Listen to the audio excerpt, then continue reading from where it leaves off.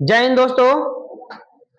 आज का class science का है। साइंस में हम लोग पढ़ रहे थे प्रकाश का परावर्तन।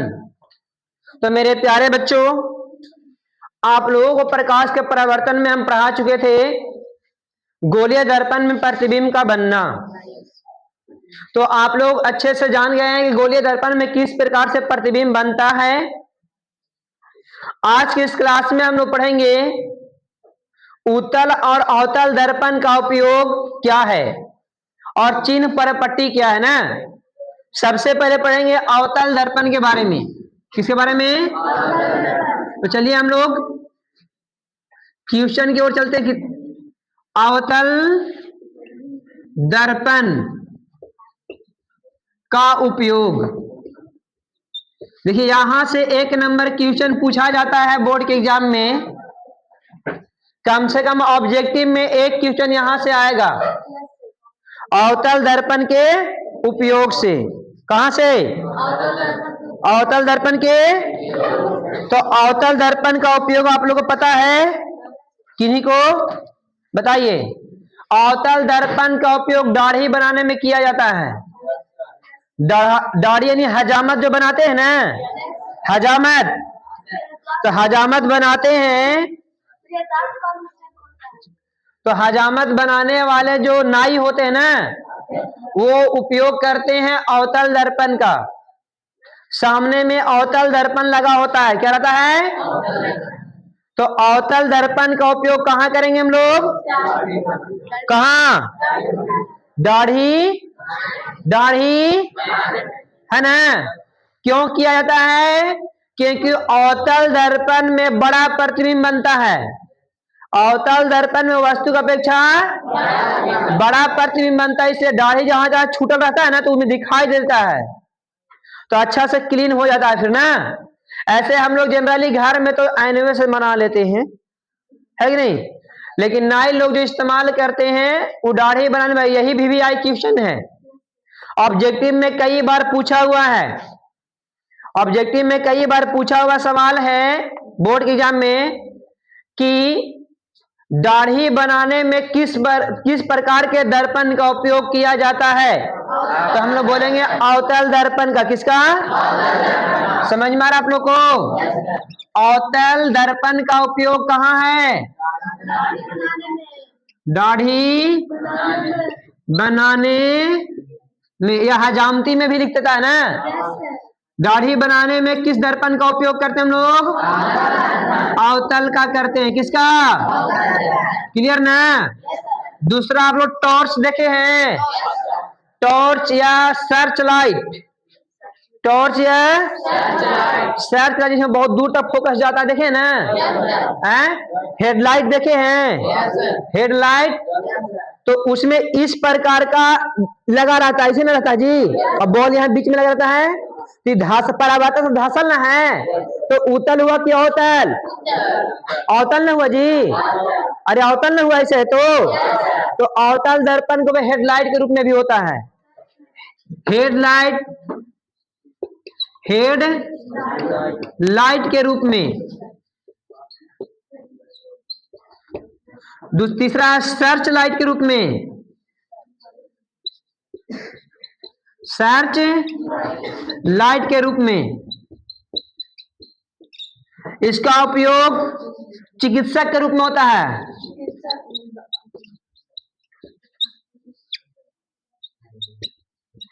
अब देखो ये हेडलाइट समझ में आ गया होगा। सर्च लाइट टॉर्च में नहीं होता है, टॉर्च है उसमें इसका इस्तेमाल किया जाता है। और यहां पर चिकित्सक जो होते हैं, जो नाक, कान, मुंह, ये सब जो डॉक्टर होते हैं ना, इन सबों का डॉक्टर चिकित्सक के रूप में अवतल दर्पण का उपयोग करते हैं। किसका उपयोग करते हैं? अवतल। अवतल वो लोग माथा पर इसे बांध लेते हैं। वो दर्पण सामने लाइट जलता रहता है ना, ऐसा रहता, बना हुआ रहता सर पे, और लाइट जब परावर्तन होता है तो सीधे जाके मुंह में, नाक में घुसा के देख लेंगे कौन सी फसल है ना। ये दांत तो देखते हैं ना लोग, दांत डालकर, तो उसी दर्पण का उपयोग करते हैं। कौन दर्पण? कौन सा दर्पण? क्लियर ना? सौर भट्ठी में भी, कहा जी? सौर, इर्रा लिख रट्टा नहीं है, सौर भट्ठी में भी, सौर भट्ठी में भी क्या करते हैं? प्रकाश को केंद्रित करने के लिए, प्रकाश को केंद्रित करने के लिए किसका उपयोग करते हैं हम लोग? अगर ये अवतल दर्पण का उपयोग आपसे एग्जाम में पूछेगा तो 2 से 3 मार्क्स का पूछेगा। कितना मार्क्स का? 2 से 3 मार्क्स से पूछेगा कि अवतल दर्पण का उपयोग बताएं या लिखे। अवतल दर्पण का प्रयोग बताए या उपयोग, है ना? पहला पूछना, दाढ़ी बनाने के रूप में क्यों करते हैं? क्वेश्चन ये भी रह सकता है कि हजामती में अवतल दर्पण का उपयोग क्यों किया जाता है। तो मेरे प्यारे लाडलो ध्यान से सुन लो, अवतल दर्पण में प्रतिबिंब वस्तु की अपेक्षा बड़ा और स्पष्ट बनता है, साफ साफ दिखाई देगा, जिससे छूटा हुआ दाढ़ी स्पष्ट से दिखाई देता है, इसलिए नाई अवतल दर्पण का उपयोग करता है तो दाढ़ी क्लीन हो जाए ना। अब देखो, मान लो कि उत्तल दर्पण का उपयोग करता तो पूरा चेहरा का तो प्रतिबिंब बन जाता उसमें, लेकिन बहुत छोटा प्रतिबिंब बनता है, और जब बहुत छोटा प्रतिबिंब बनेगा तो दाढ़ी जो छूटल रहेगा दिखाई देगा? नहीं दिखाई देगा ना। तो इसलिए अवतल दर्पण का उपयोग होता है, क्योंकि वस्तु से बड़ा प्रतिबिंब बनाने की क्षमता इसी में होता है। ठीक है ना? क्या बोली ना? गाड़ी के साइड में जो रहता है उत्तल होता है, साइड मिरर उसको बोलते हैं ना, ये नहीं होता है। तो याद रहेगा, ये सबसे वीवीआई क्वेश्चन है, ये वाला सबसे वीवीआई पॉइंट है, इसको याद रखना। ये और देखो, ये ई वाला चिकित्सक के रूप में ना, ये दोनों पूछा जाता है, जो ज्यादा इस्तेमाल में आने वाला ये दोनों है। दाढ़ी बनाने में किस दर्पण का उपयोग होता है? किस दर्पण? चिकित्सक के रूप में नाक कान मुंह देखने के लिए किस दर्पण का उपयोग किया जाता है? या गला का डॉक्टर होता है ना, तो वो भी अवतल दर्पण का उपयोग करता है। लाइट सामने से मारता है ना, टॉर्च जी ऊपर टॉर्च मारता है ना, तो टॉर्च में कौन सा दर्पण लगल है? अवतल लगल है जी। तो अवतल दर्पण का उपयोग करता है सौर भट्ठी में भी, सर्च लाइट में, हेडलाइट में, दाढ़ी बनाने में। तो ये याद रहेगा, अवतल दर्पण का क्या उपयोग लिखा दिए? ये चारों 2 नंबर आपको दे के जाएगा, 5 लिखा दिए, 1 2 3 4 5, अच्छा 3 3 2 जगह लिख देगा जी। ठीक है, तो पांचों आपको 2 से 3 नंबर देकर जाएगा, और अगर 2 से 3 नंबर नहीं भी पूछा तो ये वाला या ये वाला पूछबे करेगा। माने 1 नंबर फिक्स है और ज्यादा ज्यादा 2 से 3 नंबर फिक्स, 2 नंबर ज्यादा 2 नंबर है ना, लेकिन 1 नंबर फिक्स है। हाँ, सौर भट्ठी जो प्रकाश, सूर्य के प्रकाश आती है ना, तो सूर्य के रोशनी को एक जगह एब्जॉर्ब करने के लिए, प्रकाश को एब्जॉर्ब मैंने इकट्ठा करने के लिए, जमा करने के लिए सौर भट्ठी में अवतल दर्पण का उपयोग होता है। फैलती हुई प्रकाश किरणें आ रहा है तो उससे टकराते तो फोकस पर केंद्रित होती है ना। जैसे तुम लोग बचपन में अस्टोमेन में एक आता था स्टूल, जो कागज को जलाते थे तुम लोग, तो फैलती हुई प्रकाश किरण एक बिंदु पर केंद्रित कर रहा था ना, उसी प्रकाश हीट जनरेट करने के लिए, हीट को जनरेट करने के लिए सौर भट्ठी में अवतल दर्पण का उपयोग करते हैं। प्रकाश उसे टकराएगा, टकराने के बाद वहां से जो प्रकाश रिटर्न होगा ना, तो एक बिंदु पर केंद्रित रहेगा, उसे हीट जनरेट होगा, उष्मा उत्पन्न होता है ना। समझ में आया? तो सौर भट्ठी में उसका इस्तेमाल किया जाता है। अवतल ऐसे धसल रहेगा तो प्रकाश किरण यहां पड़ेगा ऐसे, तो आएगा यहां से न टकरा के, तो एक बिंदु पर केंद्रित हो जाएगा। और जब एक बिंदु पर केंद्रित, तो यहाँ पर हीट जनरेट ज्यादा ना होगा जी, हीट ज्यादा होगा कि नहीं होगा, तो इसलिए इसका इस्तेमाल करते हैं। ठीक है, कोई दिक्कत है? आगे उसके बाद पढ़ना है उत्तल दर्पण का उपयोग। किसका? उत्तल दर्पण का उपयोग। फिर पढ़ेंगे उत्तल और अवतल में अंतर, फिर पढ़ेंगे बिना छुए उत्तल और अवतल में अंतर कैसे स्पष्ट करेंगे। ये भी बहुत बार पूछा गया है कि बिना छुए उत्तल दर्पण और अवतल दर्पण में अंतर स्पष्ट कैसे करेंगे। टच नहीं करना है, आपको बताना है कि उत्तल है कि अवतल है से, तो बताएंगे हम, टेंशन मत लीजिए। उत्तल दर्पण का उपयोग, तो मेरे प्यारे लाडलो सबसे पहले इसका लिखेंगे साइड मिरर के रूप में, साइड मिरर के रूप में, किसके रूप में, साइड मिरर के रूप में उत्तल दर्पण का उपयोग किया जाता है। और ये भी आई ही है, या तो ये पूछ देगा और नहीं तो ये वाला पूछ देगा, इसीलिए इसको हम नहीं मिटाए हैं अभी, इसलिए इसको नहीं मिटाए हैं, समझ में आया। तो साइड मिरर में क्या होता है, जब आप बाइक चलाते तो सामने देखते होंगे यहाँ पर आईना लगा है, यहाँ पे आईना लगा हुआ है, तो साइड मिरर के रूप में उसी को बोलते हैं साइड मिरर, मतलब पीछे देखने वाला, साइड में देखने वाला मिरर, दर्पण को साइड मिरर कहते हैं। लेकिन अब यहां पर एक क्वेश्चन आता है कि सर और उतले दर्पण को साइड मिरर के रूप में क्यों किया था प्रयोग। देखिए इसका दृष्टि एरिया बहुत बड़ा होता है, दृष्टि मैंने जिसको हम देख सकते हैं, जिसको हम क्या कर सकते हैं, दृष्टि एरिया बड़ा होता है। सबसे पहली बात मैंने दूर तक के वस्तु को, मैं कहने का मतलब बहुत ज्यादा एरिया वाला वस्तु का स्पष्ट रूप से देख लेंगे, अवतल में नहीं देख पाओगे, अवतल में कम एरिया होता है इसका देखने की क्षमता। ऐसे ऐसे धासल है तो इतने दूर के नहीं देखेगा, और ऐसे उठल है तो एनू वाला एरिया देख रहा है, एनू वाला एरिया देख रहा है, देख नहीं रहा है, तो पूरा एरिया को कवर करता है, तो इसका दृष्टि क्षेत्र अधिक होता है। फिर बोलेंगे हम लोग कि ये वस्तु की अपेक्षा बहुत छोटा प्रतिबिंब बनता है। बहुत बड़ा वस्तु को एक शीशा के आईना में छोटा प्रतिबिंब सुस्पष्ट रूप से दिखाई देता है कि ट्रक आ रहा है ना, तो प्रतिबिंब छोटा बनाता है। तीसरा पॉइंट में बोल सकते हैं कि सर उत्तल दर्पण जो होता है ना वो सीधा प्रतिबिंब बनाता है। कैसा बनाता है, कैसा बनाता है, सीधा। यही तीन मुख्य पॉइंट है, इसी तीन मुख्य पॉइंट के लिए साइड मिरर के रूप में उत्तल दर्पण का प्रयोग किया जाता है। पहला सबसे अधिक फायदा क्या है इसको करने से, कि दृष्टि क्षेत्र बढ़ जाता है, ज्यादा दूर तक की, ज्यादा एरिया में ज्यादा फैले हुए वस्तु को भी हम देख सकते हैं। दूसरा क्या है कि बड़ा सा वस्तु का प्रतिबिंब छोटे को बना देगा और पूरा बना देता है। जो आईना में हमको दिखाई देता है कि हाँ बस आ रहा है, ट्रक आ रहा है या कार आ रहा है, जो भी आ रहा है दिखाई देता है हम लोग को, हाँ या ना।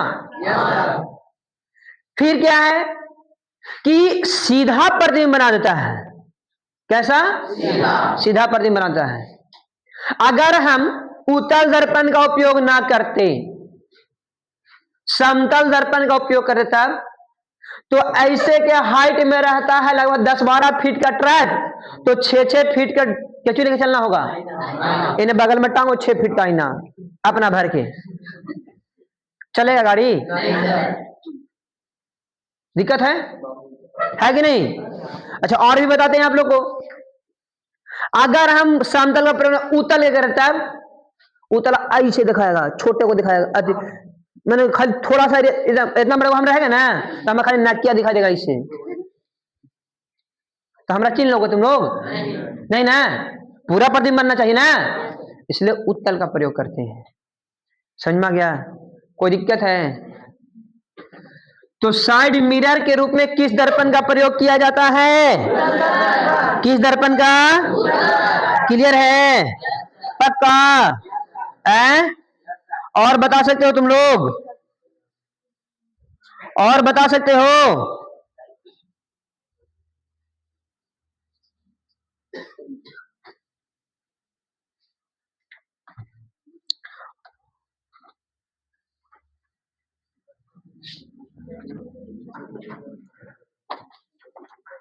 उत्तल दर्पण का उपयोग ज्यादा नहीं देता है,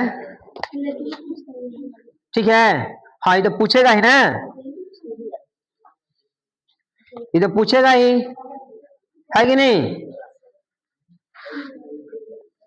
तो याद रखिएगा। हाँ, कुछ में लेंस पढ़ेंगे अगला चैप्टर में, उत्तल और अवतल लेंस होता है, ठीक है, आगे पढ़ेंगे, टेंशन मत लो। अगला चैप्टर जो इसका है ना, उसमें लेंस पढ़ना है, इसमें नहीं है, ठीक है, नो डाउट। अगला में हम लोग बात करेंगे, पहले इसका क्षमता देखेंगे लेंस उसका, तब ना बताएंगे।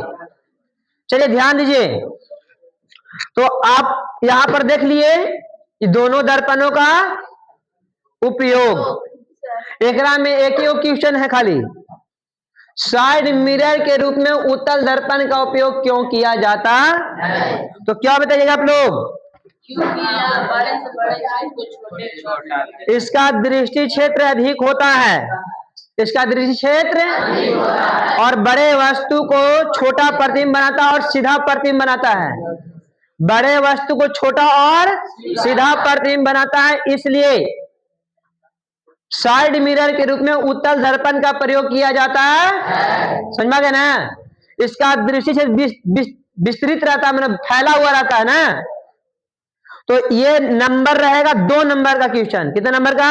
2 नंबर। कि साइड मिरर के रूप में उत्तल दर्पण का प्रयोग क्यों करते, तो आप लोग लिख लीजिएगा। बोलेंगे कि उत्तल दर्पण का दृष्टि क्षेत्र अधिक होता है और बड़े वस्तु को छोटा तथा सीधा प्रतिबिंब बनाता है, बड़े वस्तु को छोटा तथा सीधा प्रतिबिंब बनाता है, इसलिए साइड मिरर के रूप में उत्तल दर्पण का प्रयोग किया जाता है। बोलिए कोई दिक्कत है? समझ में आ गया? अब पढ़ना है उत्तल और अवतल में अंतर, उत्तल दर्पण और अवतल दर्पण में अंतर पढ़ना, तो ये उतारना आप लोग को, जल्दी से उतार लीजिए, यहां लिख दे क्यों किया जाता है। ये देखो, उत्तल दर्पण में साइड मिरर के रूप में उत्तल दर्पण क्यों करते हैं, ध्यान सुनेगा। पहला में लिख सकते हो तुम लोग, उत्तल दर्पण का दृष्टि क्षेत्र अधिक होता है,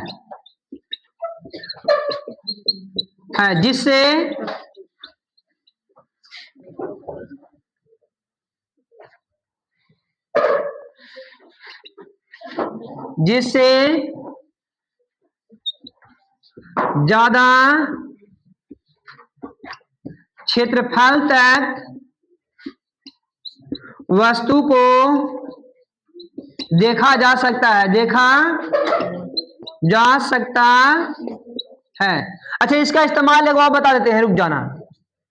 देखा जा सकता और बड़े वस्तु का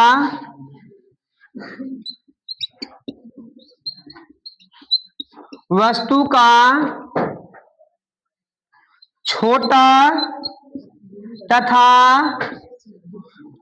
सीधा प्रतिबिंब बनता है, इसीलिए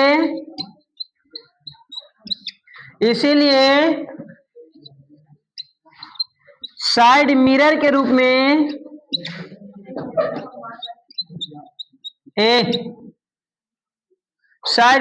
में उत्तल दर्पण का प्रयोग किया जाता है।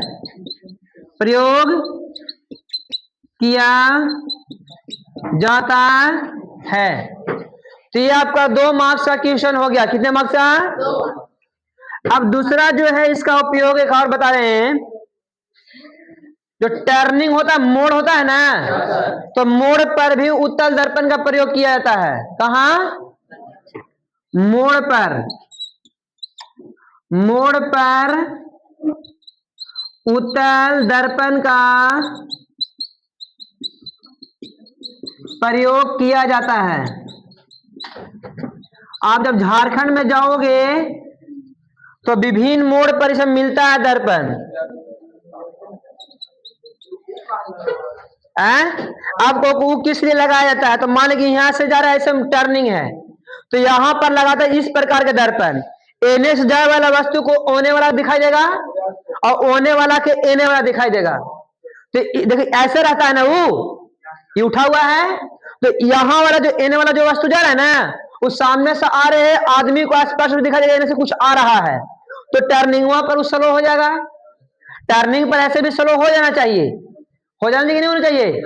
तो टर्निंग पर इसलिए उसका इस्तेमाल किया जाता है कि दूसरे साइड वाला वस्तु स्पष्ट रूप से आपको दिखाई दे सके ना।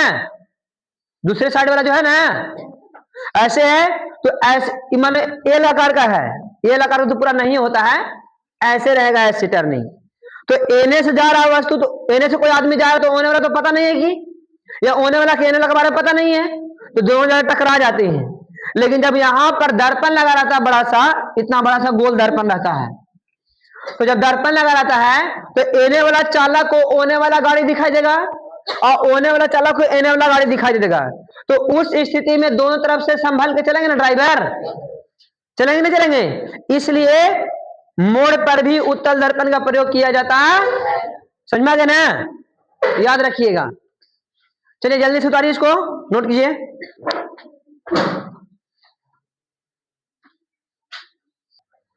देखिए अगला हेडिंग देना है कि उत्तल दर्पण और अवतल दर्पण और उत्तल दर्पण में अंतर लिखे, यानी ये दोनों में क्या डिफरेंस है, ये हम लोग को लिखना है ना। चलिए लिखेंगे, एक तरफ अवतल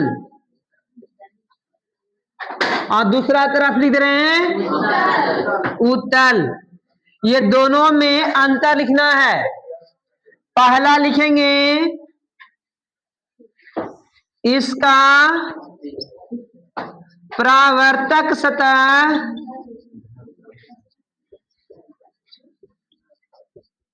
धसा होता है, अब इसका क्या रहेगा, इसका पहला रहेगा, पहला इसका परावर्तक सतह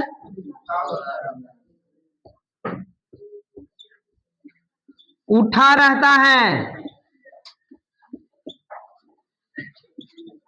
क्लियर ना। दूसरा इसका बाहरी भाग कलाई रहता, उसका आंतरिक भाग कलाई रहता ना। इसका बाहरी भाग कलाई किया हुआ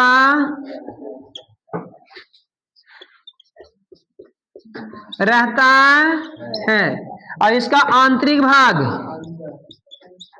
इसका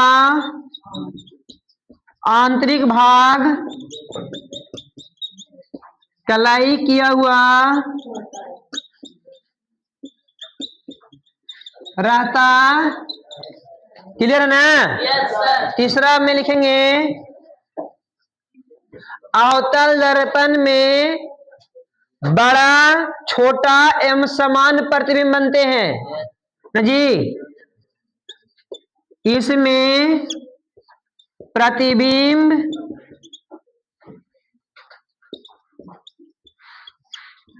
वस्तु की अपेक्षा,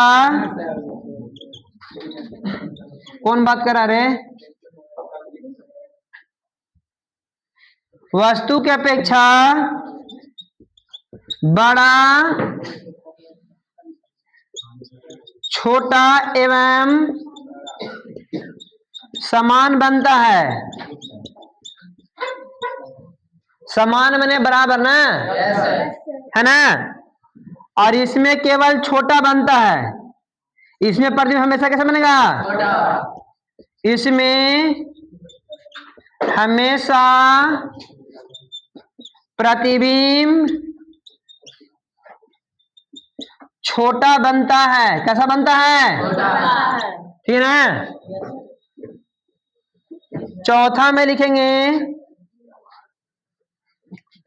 इसमें प्रतिबिंब वास्तविक एवं काल्पनिक दोनों बनता है,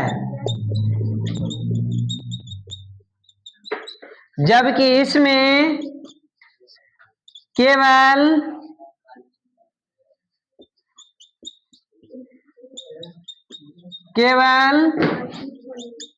काल्पनिक प्रतिबिंब बनता है।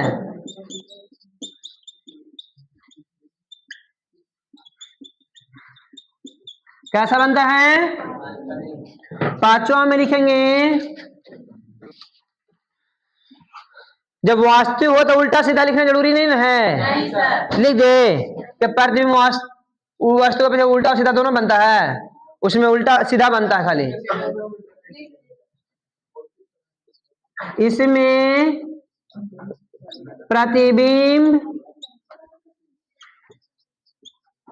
वस्तु के अपेक्षा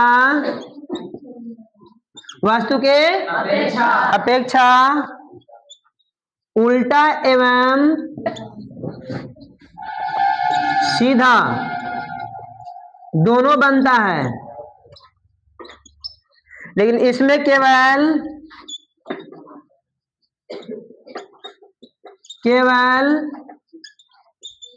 सीधा प्रतिबिंब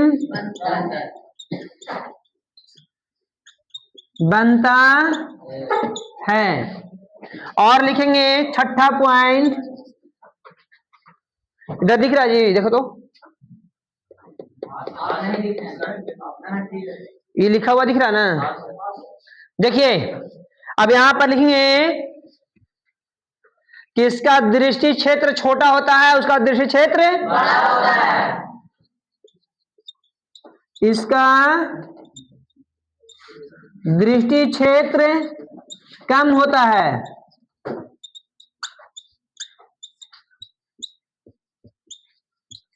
और जबकि इसका दृष्टि क्षेत्र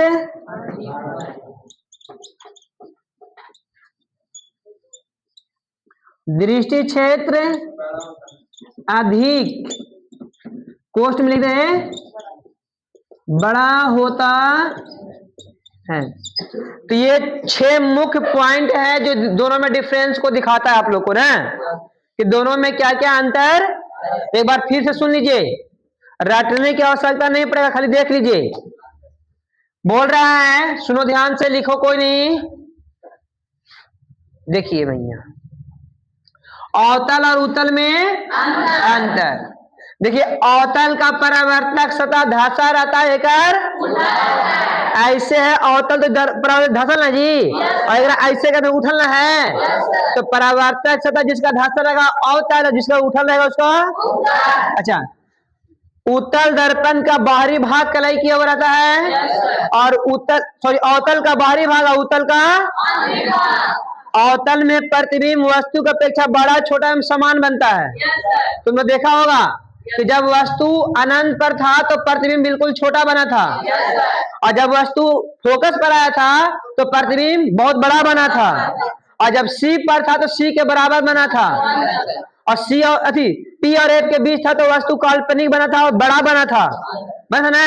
तो ये प्रतिबिंब छोटा भी बनता है, बड़ा भी बनता है, और समान भी बनता है। लेकिन उत्तल दर्पण में प्रतिबिंब हमेशा छोटा बनेगा, वस्तु से। आप यहां पर एक क्वेश्चन पूछेगा कि किस दर्पण में प्रतिबिंब काल्पनिक, सीधा एवं छोटा प्रतिबिंब बनता है, तो बनेगा उत्तल में। किसमें?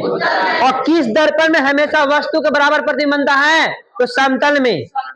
किस दर्पण में हमेशा वस्तु के बराबर प्रतिबिंब बनता है, तो किसमें? और हमेशा छोटा बनता है तो उत्तल में। हमेशा छोटा किसमें बनेगा? हमेशा छोटा, हमेशा समान, और बड़ा, छोटा, समान तीनों के क्रम में अवतल में। क्लियर ना? कोई डाउट है? अच्छा, अगर क्वेश्चन ये पूछ दे कि किस दर्पण में हमेशा काल्पनिक प्रतिबिंब बनता है, तो दूगो है, उत्तल और समतल। उत्तल और लेकिन अगर इनमें छोटा लगा दो तब कंफर्म चल जाएगा उत्तल के पास, और समान लगा देगा तो कंफर्म चल जाएगा समतल के पास। काल्पनिक प्रतिबिंब हमेशा, काल्पनिक प्रतिबिंब दो को दर्पण में बनता है, उत्तल और समतल। समतल में वस्तु के बराबर और उत्तल में वस्तु से छोटा। वस्तु के बराबर और वस्तु से, वस्तु के बराबर वस्तु से, वस्तु के बराबर किसमें? वस्तु से छोटा किसमें? वस्तु के बराबर समतल में, वस्तु से छोटा काल्पनिक दोनों में न बनता है, लेकिन किस दर्पण में प्रतिबिंब छोटा बड़ा समान? वास्तविक और काल्पनिक दोनों बनता है। किसमें? किसमें? क्लियर है? कोई डाउट है? नहीं है। उसके बाद मेरे प्यारे बच्चों यहां देखो, इसमें प्रतिबिंब वास्तविक और काल्पनिक किसमें बनेगा? वास्तविक और काल्पनिक, वास्तविक और काल्पनिक, और केवल काल्पनिक, केवल काल्पनिक उत्तल के साथ साथ समतल में भी होता है, लेकिन दोनों में अंतर बताए ना। समान बोला तो समतल और छोटा बोला तो अच्छा। अच्छा, अब जब यहाँ वास्तविक और उल्टा, वास्तविक और काल्पनिक बन रहा है तो सीधा और उल्टा दोनों बनेगा, दोनों बनेगा। लेकिन इनमें जब काल्पनिक बनता तो केवल सीधे ना बनेगा जी, केवल कैसे बनेगा? केवल सीधा प्रतिबिंब किसमें बनता है? उत्तल और समतल में, उत्तल और उत्तल और उत्तल और समतल में।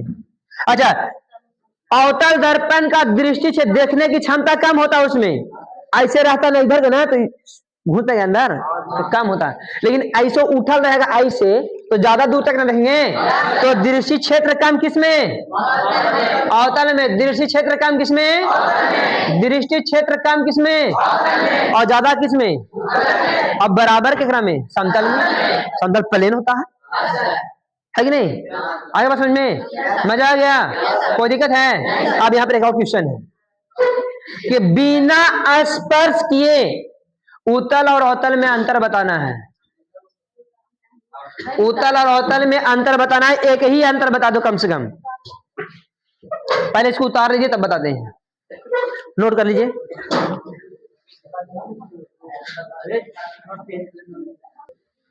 देखिए यहां पर एक क्वेश्चन पूछता है कि बिना स्पर्श किए, माने बिना टच किए उत्तल दर्पण और अवतल दर्पण में आपको अंतर बताना है। ऐसे स्पर्श करेंगे तो वो धासल तो पता चल जाएगा, उठा हुआ पता चल जाएगा, तो आप बता सकते हैं कि उत्तल या अवतल है। लेकिन बिना टच किए आपको बताना है कि कौन उत्तल और कौन अवतल होगा, तो कैसे बताइएगा? कोई डायग्राम नहीं, आपको दर्पण मिलेगा, दर्पण मिलेगा, बिना छुए उसको बताना है कि कौन उत्तल है और कौन अवतल है। तो कैसे बताइएगा आप लोग?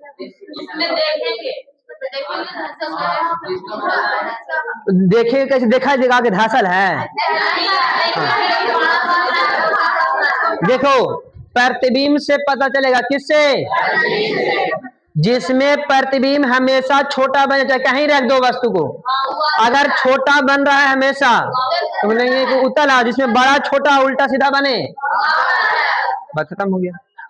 तो इसी से बता देंगे ना, कोई दिक्कत है? तो कैसे पता चलेगा? प्रतिबिंब से। कैसे बोलेंगे? लिखेंगे, एक कलम ले जाएंगे और कलम को देखने पर अगर हमेशा कलम का प्रतिबिंब छोटा दिखाई देगा तो वह उत्तल दर्पण होगा, और कलम का प्रतिबिंब बड़ा छोटा और समान दिखाई देगा तो हो जाएगा चम्मच। देखे हो हैं?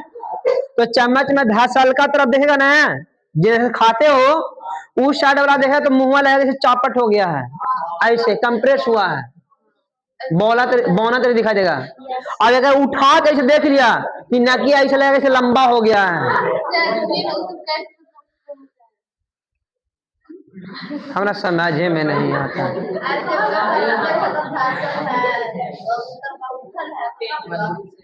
अरे प्रतिबिंब छोटा बड़ा सब बढ़ाए ना जी, तो प्रतिबिंब न में बनता है। तो आप लोग घर जाके नया नया एकदम चम्मच लेना है, पुराना चम्मच घिस जाता है तो परावर्तन ना होता बढ़िया से। नया चम्मच में देखिए मुंह तो लगेगा ऐसे धासल है, और उठल का तो देखे तो नकिया ऐसे लगेगा नकिया ऐसे तिरा गया है ना, ऐसे लंबा बनेगा। कैसा बनेगा? समझ में आ गया ना? है, देख लीजिएगा। तो तल दर्पण अवतल दर्पण समझ में आ जाएगा ना? कोई दिक्कत है? कोई दिक्कत? और उसको दूर करेगा ना तो प्रतिबिंब एकदम छोटा बन जाएगा। फिर वही दूर कर देगा ना तो प्रतिबिंब कैसे बन जाएगा? छोटा बन जाएगा उत्तल में। ध्यान देना। कोई दिक्कत है? तो अब आगे पढ़ना चिन्ह परिपट्टी। चिन्ह परिपट्टी पढ़ना बहुत जरूरी है ना? चिन्ह परिपट्टी का उपयोग बहुत ज्यादा है। चिन्ह परिपट्टी नहीं पढ़े तो नॉमरिकल नहीं बनेगा। नॉमरिकल बनाने के लिए चिन्ह परिपट्टी बहुत ही जरूरी है ना? और चिन्ह परिपट्टी का उपयोग नॉमरिकल बनाने में किया जाता है और कहीं किया नहीं जाता है। चिन्ह परिपट्टी के बाद एगो बच जाता है आवर्धन। क्या बचता है? तो हम आवर्धन भी पढ़ लेंगे। इसको क्लीन कर देना। देखिए आगे चिन्ह परिपट्टी क्या होता है पहले समझिए ध्यान से। चिन्ह परिपट्टी एक संकेताक्षर होता है जिसके द्वारा वस्तु एवं प्रतिबिंब की दूरी और ऊंचाई की जानकारी प्राप्त होता है कि वस्तु किस ओर है, धनात्मक है कि ऋणात्मक में है, ऊंचाई धनात्मक है कि ऋणात्मक है, इन सबों का जानकारी चिन्ह परिपट्टी देता है। कौन देता है ना? वस्तु की स्थिति प्रतिबिंब की ऊंचाई की अनुपात शब्द निकालने के लिए चिन्ह परिपट्टी का प्रयोग किया जाता है। किसका? तो चिन्ह परिपट्टी को समझने से पहले आप लोग 9th क्लास में नियामक ज्यामिति पढ़े होंगे। आप लोग पढ़े ना? बस उसी का इस्तेमाल यहाँ पर किया जाता है। चिन्ह परिपट्टी में नियामक ज्यामिति का ही प्रयोग किया जाता है। तो जो लोग, हाँ बोलो। हाँ ओकरे बोलते हैं कार्तीय तल में। कार्तीय तल होता है ना, कार्तीय तल।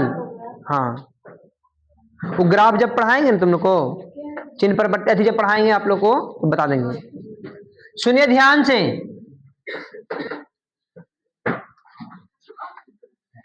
ये ऐसे और ऐसे देख रहे हैं ना? ये वाला को एक्स एक्सिस आप लोग पढ़े होंगे, पढ़े ना? और ये वाला को वाई अक्ष, एक्स अक्ष और जिस बिंदु पर एक्स अक्ष और वाई अक्ष मिलते उस बिंदु को मूल बिंदु कहते। तो देखो एक बात तुम लोग पढ़ा होगा कि इधर की ओर सभी दूरियां धनात्मक होती है। पढ़े हो कि नहीं पढ़े हो? और इधर वाला सब के सब क्या होता है? ऊपर वाला सब क्या होता है? ऊपर वाला, नीचे वाला पक्का ना? सबको पता है ना? तो यही इस्तेमाल करना चिन्ह परिपट्टी में भी। ठीक है? चिन्ह परिपट्टी में क्या होता है? देखिए इसमें क्या कर रहे हो, सभी ध्रुव से इसे मापते हो ना मूल बिंदु से ना? इधर भी मूल बिंदु से, इधर भी मूल बिंदु से, ऊपर भी मूल बिंदु से, नीचे भी। उसी प्रकार अगर यहाँ पर दर्पण है, क्या है? चाहे उत्तल है कि उससे मतलब नहीं है। तो एक लाइन ऐसे पार दो, एक यहां से इसे स्पर्श करते हुए ऐसे खींच दो। नहीं स्पर्श होना जी, तिरछे हो गया थोड़ा सा।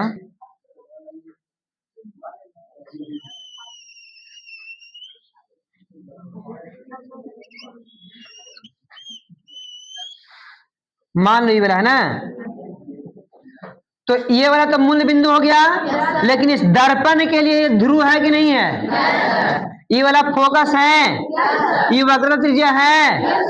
अब देखो ध्यान से, एमएन एक दर्पण है। चिन्ह परिपट्टी के अनुसार क्या होता है पहले समझ लो ध्यान से। चिन्ह परिपट्टी के किन किन बातों पर ध्यान देना, ध्यान में रखना। तो सभी दूरियां इसमें मूल बिंदु से मापते थे, अब एकरा में ध्रुव से मापना है। मूल बिंदु कौन है इसका? मूल बिंदु कौन है इसका? ध्रुव ना जी। तो पहला पॉइंट में लिखाएगा, कहां लिख दे? चलो यहीं पे लिख दे, इतना दूर में ना। सभी दूरियां ध्रुव से, हेडिंग दीजिएगा क्या? चिन्ह परिपट्टी के अनुसार। इसी को कार्तीय तल बोलते हैं। चिन्ह परिपाटी के अनुसार निम्नलिखित बातें को लिखे। तो पहला लिखा रहे हैं, क्या लिखा रहे हैं, ध्यान देना सब लोग। सभी दूरियां ध्रुव से मापी जाती है। सभी दूरियां कहां से मापेंगे, ध्रुव से मापा जाता है ना जी। दूसरा, ध्रुव से बाईं ओर, बाईं मन इधर ना जी, बाईं ओर मापी गई दूरियां ऋणात्मक होती है। ध्रुव यानी P से बाईं ओर मापी गई दूरियां क्या होगा, ऋणात्मक कि धनात्मक। तो बाईं ओर ई साइड ना जी, तो इस साइड में देखिए क्या दिया हुआ है, क्या दिया हुआ है, तो यहां भी क्या होगा, ऋणात्मक होगा।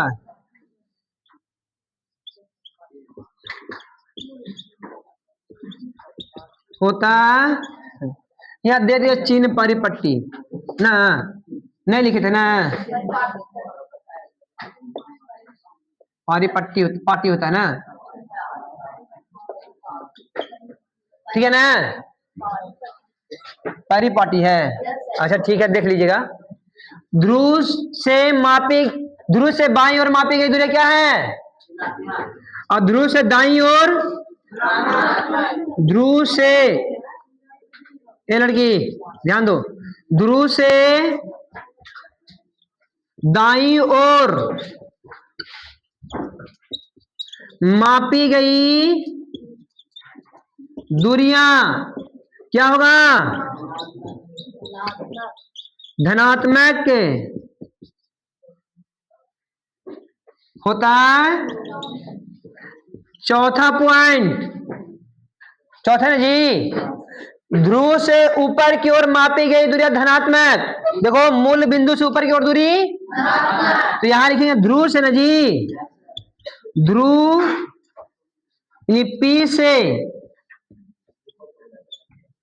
ऊपर की ओर मापी गई दूरियां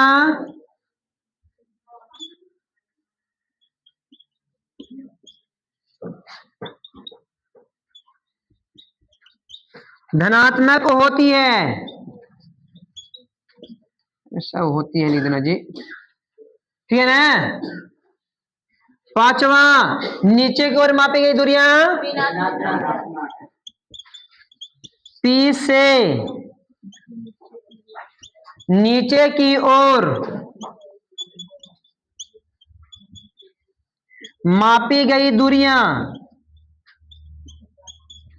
कैसी होगी, ऋणात्मक होती। और कुछ है नहीं है। अच्छा यहां लिख सकते हो कि दर्पण का ध्रुव मूल बिंदु का काम करता है। दर्पण का ध्रुव मूल बिंदु का मेन ध्रुव है क्या जी, दर्पण का ध्रुव मूल बिंदु का कार्य करता है। खैर छोड़ो लिखना जरूरी, तो याद रहेगा तुम लोग को। सभी दूरियां कहां से मापी जाती है, ध्रुव से बाईं ओर मापी गई दूरियां, दाईं ओर मापी गई दूरियां, ध्रुव से ऊपर की ओर, नीचे की ओर। सभी दूरी कहां से मापेंगे, बाईं ओर, दाईं ओर, ऊपर की ओर, नीचे की ओर, ऊपर की ओर, नीचे की ओर, बाईं ओर, दाईं ओर। सभी दूरियां कहां से, कोई दिक्कत, समझ में आ गया, कोई डाउट है नहीं है। अब देखिए एक तरफ लिखते हैं उत्तल दर्पण के लिए, एक तरफ लिखते हैं अवतल दर्पण के लिए ना। सुनेगा ध्यान से,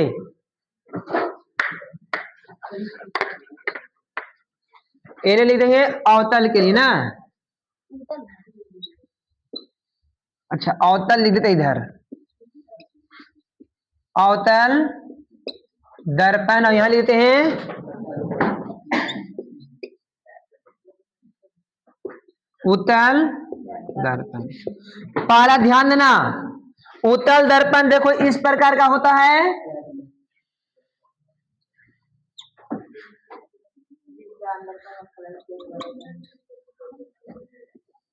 इधर एफ और इधर सी होता है, यहाँ ध्रुव होता है ना। ध्यान देना, लिखेंगे चिन्ह परिपट्टी के अनुसार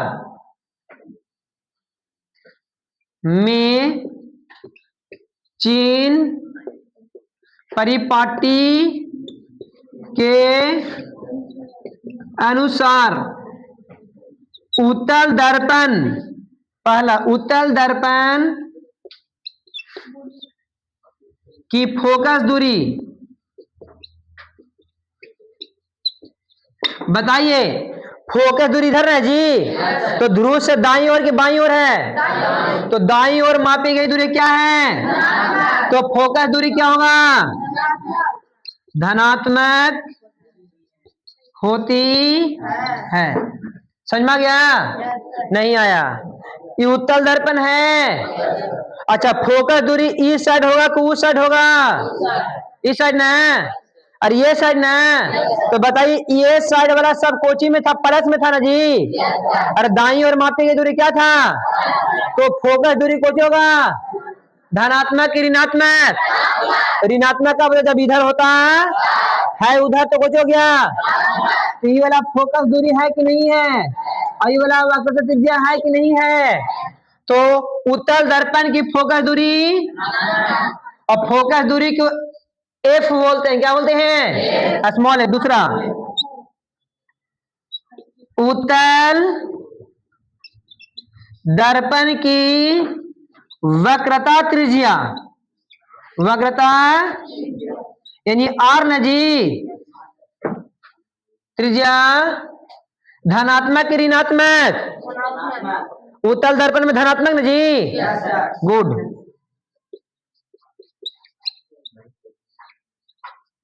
अब ये ऑब्जेक्टिव में पूछता है, ये दोनों ऑब्जेक्टिव में क्लियर ना। तीसरा, उत्तल दर्पण में वस्तु की दूरी, उत्तल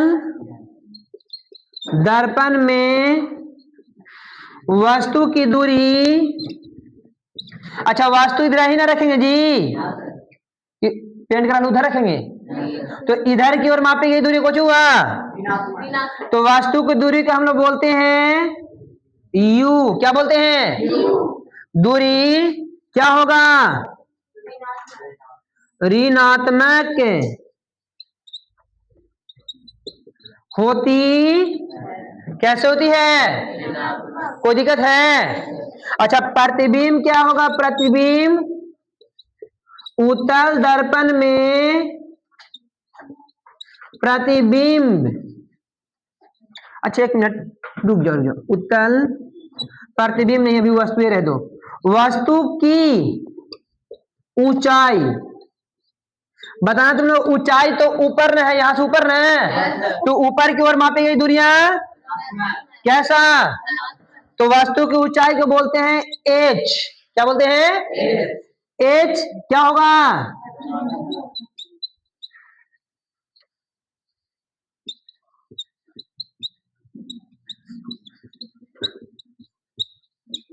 कोई दिक्कत है।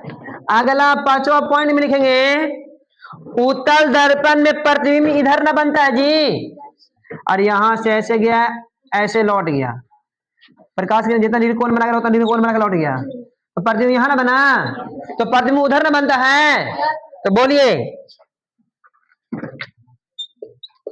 उत्तल दर्पण में प्रतिबिंब की दूरी, प्रतिबिंब की दूरी धनात्मक न होता जी, यानी इसको भी बोलते हैं, क्या बोलते हैं, धनात्मक होती है।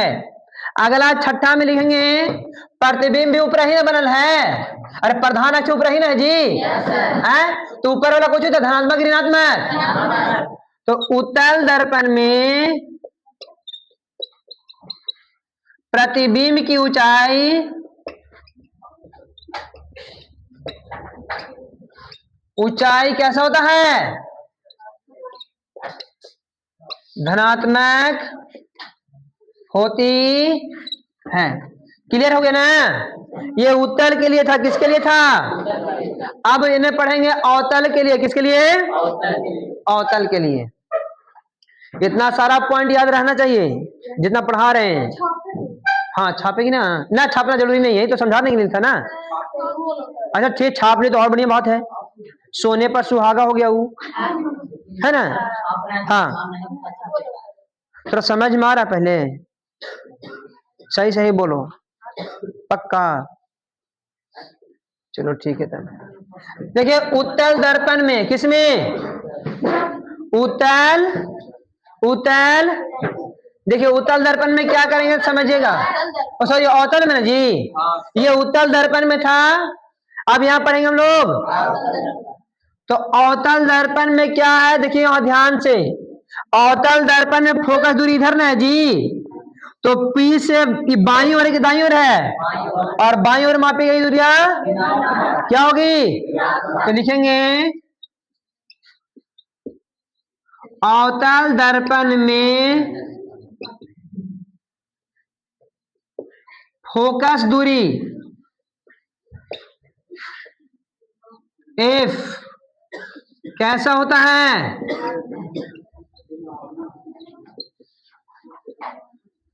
क्लियर है ना? दूसरा वक्रता त्रिज्या भी क्या होगा?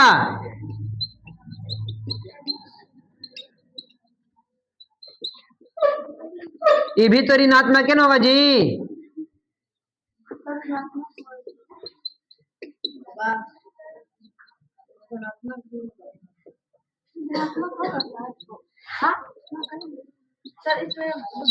तीसरा पॉइंट, वस्तु अगर रखेंगे तो वस्तु की ऊंचाई, वस्तु की दूरी तो ऋणात्मक है ना। वस्तु की दूरी है, हाँ सब में ऋणात्मक होता है। अरे तो हाँ, अरे तो वस्तु के में उन्हें रखेंगे, इधर नहीं रखेंगे, इन्हें रखेंगे तो प्रतिबिंब, इन्हें रखेंगे तो इन्हें सब ऋणात्मक ना होता है। इसमें लिखे उसमें उसका मतलब नहीं है। प्रतिबिंब तुम वस्तु रखना किधर, इस ओर की इस ओर, तो इस ओर हमेशा ऋणात्मक ना होगा। अच्छा इसमें रखो, इधर के उधर रखोगे, इधर ना, तो ये भी इधर आई, ये भी इधर आई, तो ऋणात्मक ना होगा भैया। तो यहाँ बोलेंगे वस्तु की दूरी ऋणात्मक होती, लेकिन प्रतिबिंब,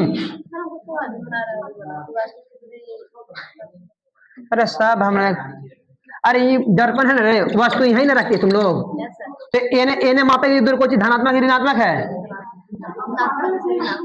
ऋणात्मक है ना इधर जी। तो ये वाला दूरी, ये दूरी, ये वाला ना दूरी, ये दूरी कौन सी लेंगे? धनात्मक ऋणात्मक लेंगे तब।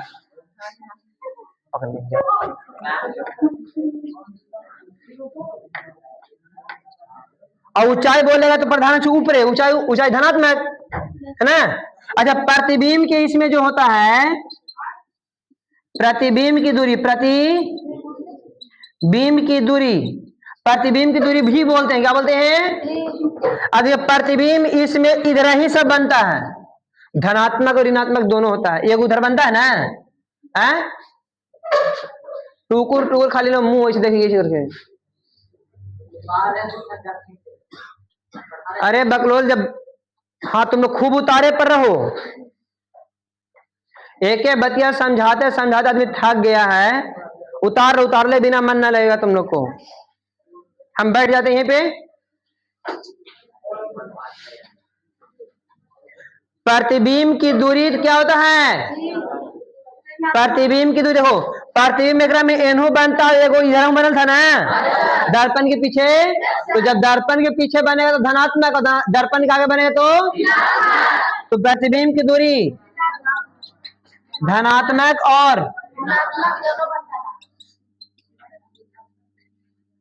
ऋणात्मक दोनों बनता है। मेन दिक्कत है कि प्रतिबिंब जो कल बढ़ाए हैं, एक को हर जगह देखबो न किए इन लोग कोई, और जब नहीं देखें तो कुछ समझ में ऐसे थोड़ी आएगा, मजाक है। नहीं देखो हमारा काम, हम जब तुम लोग घर पढ़ावे इसे काम अपने से न करने का चीज है जी। प्रतिबिंब अगर बनेले रहते तो समझ में आ जाता। यहाँ तो खाली सब टू सब लाइन वो उतारे, देख देख के उतारते हो तुम लोग। हम बोले थे घर जाके इसको अच्छा से बनाना है, बोले थे ना जी। ये कोई नहीं बनाया होगा। तो धनात्मक और ऋणात्मक दोनों बनता है ना जी। वस्तु की ऊंचाई धनात्मक और प्रतिबिंब की ऊंचाई ऋणात्मक और धनात्मक दोनों होता है। इतना आप लोग लिख लीजिएगा, ठीक है। हाँ